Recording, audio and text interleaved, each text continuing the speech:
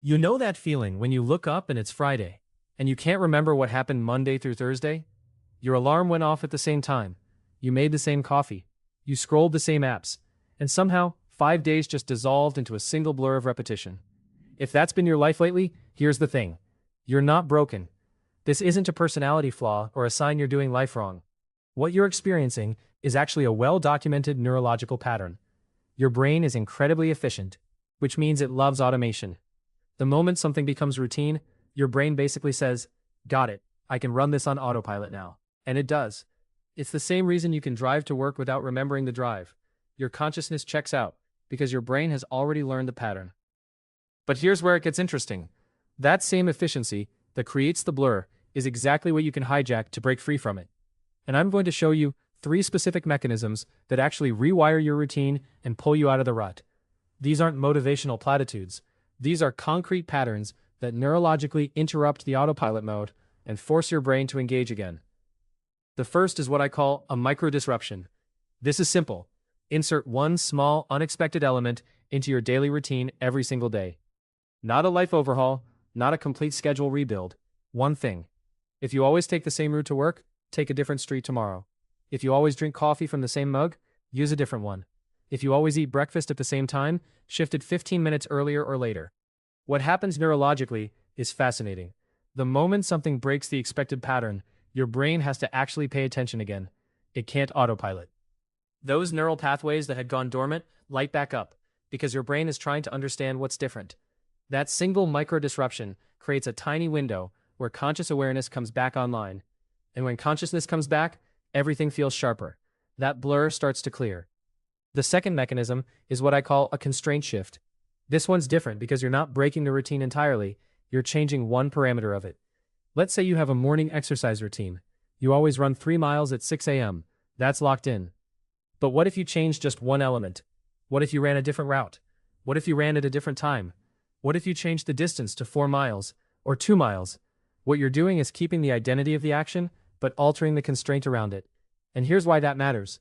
Constraint shifts force your brain to recalculate. It's still familiar enough that you don't reject the whole routine, but it's different enough that it demands engagement. You're not starting from zero. You're remixing what already works. The third mechanism is the deepest one, and it's called an identity micro-pivot. This is where you stop thinking about what you're doing and start thinking about who you're becoming. Instead of saying, I need to break my routine, you ask yourself, who am I becoming by staying in this rut? And then you answer with something specific. I'm becoming someone who notices the world around them. I'm becoming someone who experiments. I'm becoming someone who doesn't accept autopilot as normal. When you anchor your actions to an emerging identity, something shifts. It's no longer about willpower or discipline. It's about alignment. You're not forcing yourself to do something different. You're becoming someone different. And different people make different choices. These 3 mechanisms stack. You layer them together. A micro-disruption keeps your brain alert. A constraint shift keeps the familiar structure but changes the parameters. And an identity micro-pivot gives you a reason that actually sticks. And here's the compound part that matters most. Breaking the pattern once doesn't fix it forever. But breaking it once proves to you that you can break it. And that proof is momentum.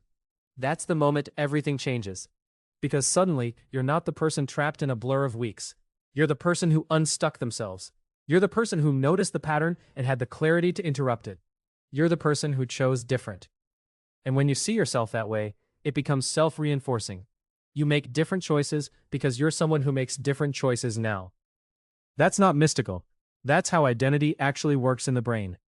The stakes here are bigger than just not feeling like your weeks are melting together, though that alone is worth it.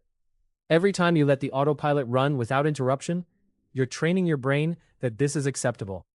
You're reinforcing the neural pathways that say, this is just how life is. And the longer that goes on, the harder it becomes to break. But every time you use one of these mechanisms, you're doing the opposite. You're signaling to your brain that you're still in control, that you still notice, that you still have agency. And agency is one of the most powerful predictors of how people feel about their lives. So here's what this means for you today. You don't need to restructure your entire existence.